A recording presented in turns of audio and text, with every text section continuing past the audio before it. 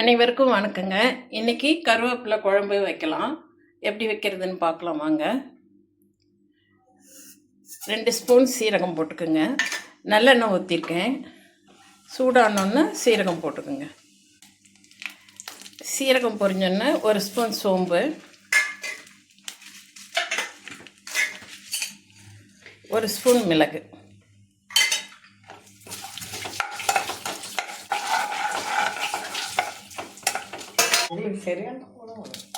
காரத்துக்கு தேவையான மிளகாய் போட்டுக்கோங்க. கருவேப்பிலை போட்டு வறுத்துக்கிட்டு தேங்காய் ஊற்றி தான். ஆமாம், காரத்துக்கு நாங்கள் 4 மிளகாய் போட்டுக்கோங்க. அப்புறம் இது என்னது மிளகு இருக்குது, இதெல்லாம் காரமாக இருக்கும். இதெல்லாம் நல்லா வறுத்தாச்சு. இப்போ இதுலேயே நம்ம கருவேப்பிலை நல்லா கழுவி வச்ச கருவேப்பிலை 3 கைப்பிடி வருதுங்க.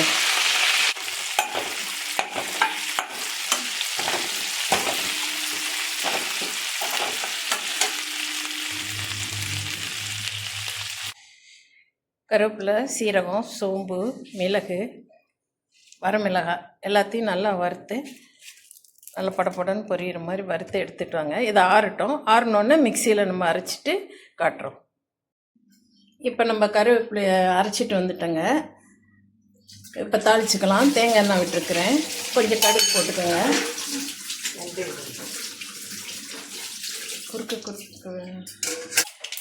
கடுகு பொரிஞ்சிருச்சுங்க. வெந்தயம் கொஞ்சோண்டு போட்டுக்கலாம். சின்ன வெங்காயம்,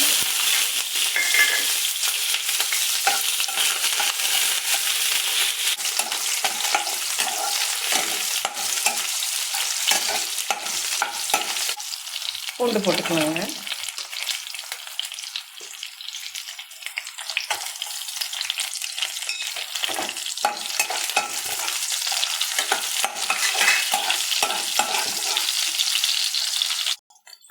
கொஞ்சம் பெருங்காயம் போட்டுக்கலாம். நம்ம அரைச்சி வச்ச கருவேப்பிலையே போட்டுக்குவோம். இப்போ மிக்சியை கழுவி அந்த தண்ணியை எடுத்துக்கலாங்க.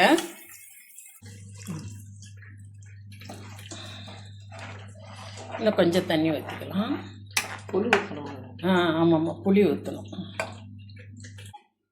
குழம்புக்கு தேவையான கல் உப்பு போட்டுக்கலாங்க கொஞ்சம். இப்போ புளி ஊற்றிக்கலாம்.